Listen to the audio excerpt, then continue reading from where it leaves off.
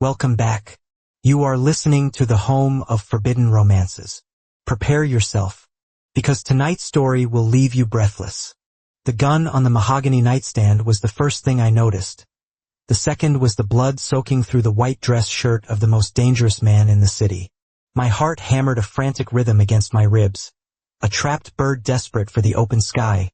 But my feet were leaden, rooted to the Persian rug that likely cost more than my entire existence.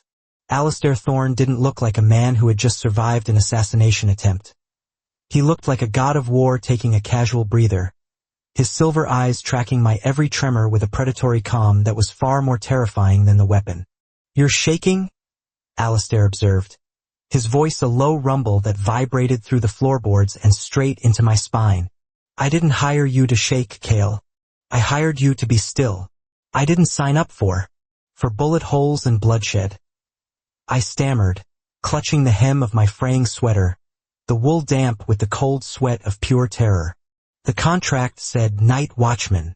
It said companionship. It didn't mention I'd be watching you bleed out. Alistair smirked, a sharp, cruel expression that made the scar cutting through his left eyebrow dance. He shifted, wincing slightly as the crimson stain on his side expanded. "Read the fine print next time, little mouse. The clause about hazard pay wasn't there for decoration." He beckoned me closer with a single imperious finger. "Now, come here. I'm cold." That was the moment logic screamed at me to run, to bolt through the heavy oak doors and never look back at the gilded cage of the Thorne penthouse. But necessity is a cruel master, and the image of the eviction notice taped to my apartment door flashed in my mind's eye. I stepped forward. That step was my first mistake. The kiss that followed was my second. And fleeing into the rain-slicked night, that was the fatal error that sealed my fate. 2 weeks earlier, my life had been a grayscale portrait of misery. I was Cale Ree, 23 years old, an art school dropout, and the sole provider for a grandmother whose memory was fading faster than the ink on my overdue bills. The city of Oakhaven was a metropolis of neon and shadows, and I lived deep in the shadows, where the streetlights flickered and died. I found the job listing on a dark web forum, a place where desperate people went to sell pieces of their soul. The ad was cryptic: silent companion needed. Male, 20 to 25. Must have a calming disposition. No questions asked. $5,000 weekly. $5,000. That was 6 months of rent. It was medication for Nana. It was salvation. The interview was held in a limousine with tinted windows that circled the city block 3 times. A woman named Madame Vesper, sharp features, sharper suit, looked me over like I was livestock at an auction. "You have a pleasant scent," she had said, not creepily but clinically. "Like rain and old paper. He will like that. He hates synthetic perfumes. They trigger the migraines." "Who is he?" I asked, my hands gripping my knees. "Alistair Thorne, CEO of Thorne Heavy Industries, and the head of the Oakhaven Syndicate, though you will never repeat that aloud." I froze. Everyone knew the name. Thorne owned the police, the politicians, and the ports. He was a rumor made flesh, a man said to have a heart of ice and a temper of fire. "Why me?" "Because Mr. Thorne suffers from severe sensory processing disorder and chronic insomnia," Vesper explained, handing me a thick non-disclosure agreement. "The world is too loud for him. He requires a grounding presence, someone to sit in the room while he tries to sleep. You do not speak unless spoken to. You do not touch him. You do not leave until he dismisses you. Can you handle that?" I signed the paper. I would have signed it in blood if she asked. The first week was uneventful, almost boring, if you ignored the palpable aura of danger that clung to the penthouse. The apartment was a fortress of glass and steel overlooking the glittering city. It was always kept at a frigid temperature. Alistair would sit in a high-backed armchair by the window, staring out at the skyline, a glass of amber liquid in his hand. I sat on a small velvet stool in the corner, reading books from his library. For hours, the only sound was the ticking of a grandfather clock and the occasional clink of ice against crystal. He never looked at me. It was as if I were a piece of furniture. But I could feel him. His presence was heavy, suffocating, like the air before a lightning strike. I learned the rhythm of his insomnia. He would pace. He would rub his temples. Sometimes I saw him dry swallowing pills that did nothing. He was a man haunting his own life.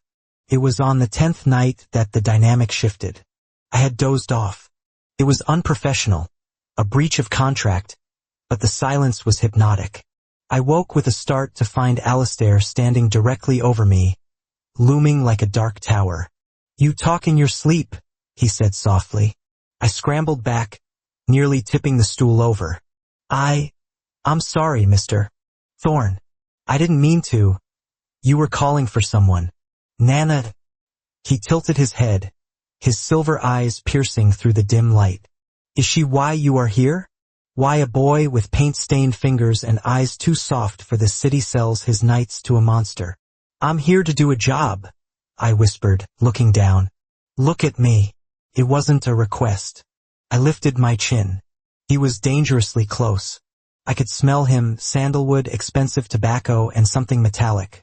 "You aren't afraid of the silence," he murmured, leaning down until his face was inches from mine.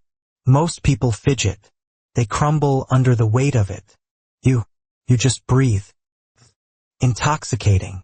He reached out, his hand hovering near my face. I held my breath. "The contract. Do not touch him." He pulled back at the last second, a scowl darkening his features. "Go back to your book, Cale, and try not to drool." The tension ratcheted up after that night. I caught him watching me more often. The ignoring me phase was over. Now I was being studied. Then came the storm. It was a Tuesday. The city was being battered by a torrential downpour, thunder shaking the skyscrapers.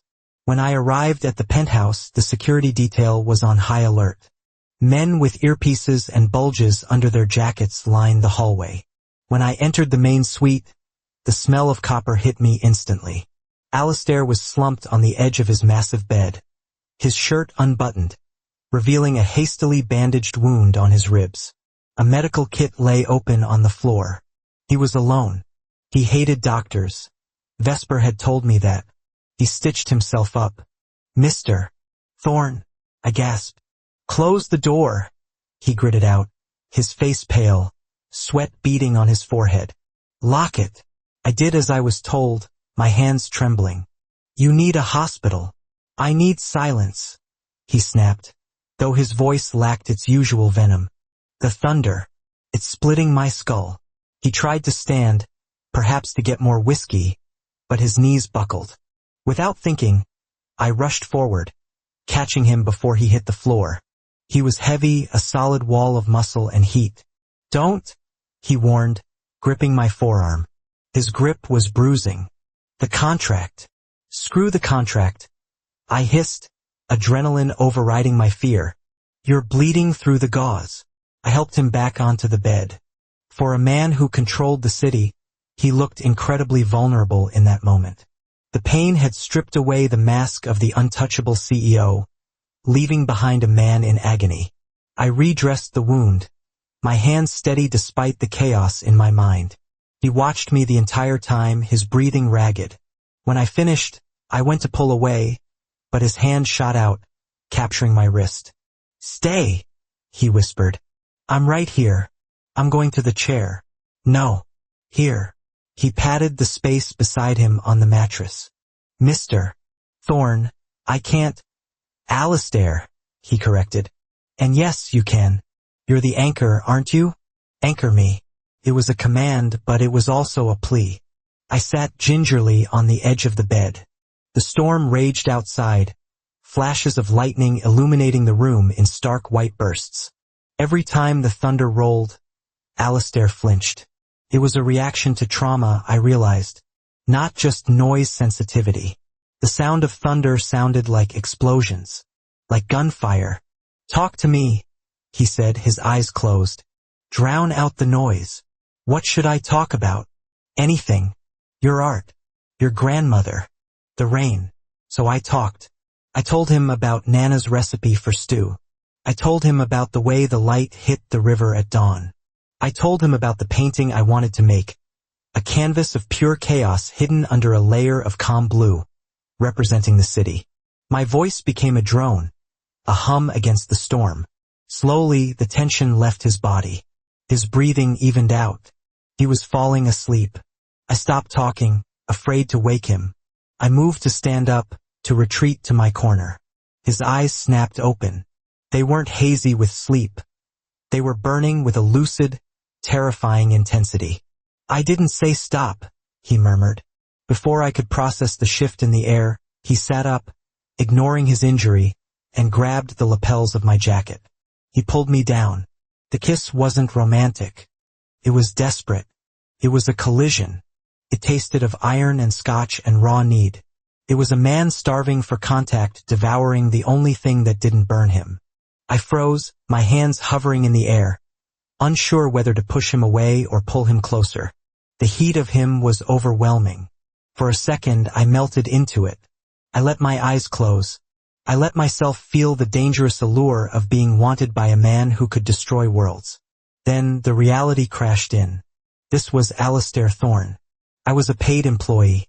This wasn't affection. It was a trauma response. It was power asserting itself. Panicked, I shoved him back, perhaps too hard. He hissed in pain, clutching his side, but his eyes were wide, surprised, and then immediately cold. I can't, I gasped, scrambling off the bed. "This isn't. I have to go." "Cale," he warned, his voice dropping an octave. "If you walk out that door." "I can't do this," I yelled, the fear of the situation. The gun, the blood, the kiss, the sheer overwhelming magnitude of him, breaking my resolve. I ran. I grabbed my bag and bolted out of the suite, past the confused security guards, into the elevator, and out into the deluge.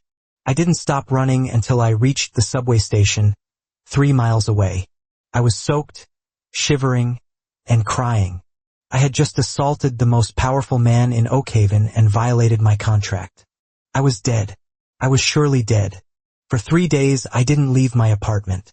I kept the blinds drawn. Every time a car slowed down outside on the street, I flinched, expecting Vesper and a team of cleaners to break down my door.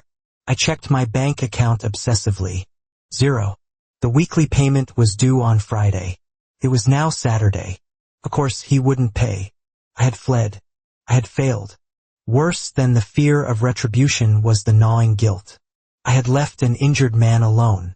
And beneath the guilt lay a darker, more confusing feeling, the memory of his lips. The way he had held on to me like I was the only solid thing in a spinning world. "Kaylin?" Nana's voice drifted from the other room. "Are you eating, dear?" "I'm not hungry, Nana," I called back, staring at the ceiling. The eviction notice was still on the door. The final deadline was tomorrow. Without Alistair's money, we were on the street. I had to find a new job, fast. Maybe the docs were hiring. Maybe I could sell my blood. My phone buzzed on the nightstand. My heart stopped. I stared at the screen. A notification from the bank. Deposit received, $50,000. 00. I blinked. I rubbed my eyes and looked again. 50,000. Not 5. 50. A second notification popped up. A text message from an unknown number. For the overtime. And the medical assistance. I sat up, the phone trembling in my hand. He paid. He overpaid. Why? Was this hush money? A severance package to ensure I disappeared? Another text bubbled up. You left your jacket. Come retrieve it tonight. 10 p.m. Don't make me send Vesper. My stomach churned. It wasn't a severance package. It was a summons. Logic told me to take the money and run to another state. 50 grand was enough to start over somewhere else. But Alistair Thorne wasn't a man you ran from. He had just proven that by depositing a fortune into my account as easily as buying a coffee. He knew where I banked. He knew where I lived. And I wanted to go back. God help me, I wanted to go back. I arrived at the penthouse at 9:55 p.m. The security team didn't search me this time. They just nodded. looking at me with a strange mixture of respect and pity. The elevator ride felt like an ascent to the gallows. When the doors opened, the penthouse was dark, lit only by the city lights filtering through the floor-to-ceiling windows. Alistair was sitting in his chair, facing the window. The bandage on his side was gone, replaced by a fresh shirt, crisp and black. "You came," he said, not turning around. "You paid me," I replied, my voice steadying. $50,000, Alistair. That's insane. Is it? He swiveled the chair around. He looked tired, the dark circles under his eyes prominent. "What is the price of sleep, Cale? What is the market value of the only 10 minutes of peace I've had in a decade?" He stood up and walked toward me. The predatory gait was back, but there was less aggression, more intent. "I panicked," I said, holding my ground. "You kissed me. It wasn't in the contract." "No," he agreed, stopping a foot away. "It wasn't. That was a miscalculation on my part. I apologize." The apology hung in the air, heavy and unexpected. Alistair Thorne did not apologize. "Why did you pay me so much?" I asked. "Because you didn't just sit there, Cale. You touched me. You saw the blood and you didn't vomit. You saw the monster and you didn't scream until I forced your hand." He reached into his pocket and pulled out a folded piece of paper. My original contract. He held it up, and with a slow, deliberate motion, tore it in half. "You're fired," he said. My heart dropped. Okay, I understand. You're fired as my night watchman," he clarified, letting the paper scraps flutter to the floor. "I don't need a watchman. I need you." He stepped into my personal space. The heat radiating off him was magnetic. "I tried to replace you the last 3 nights. I hired 3 others. I couldn't breathe around them. Their silence was loud.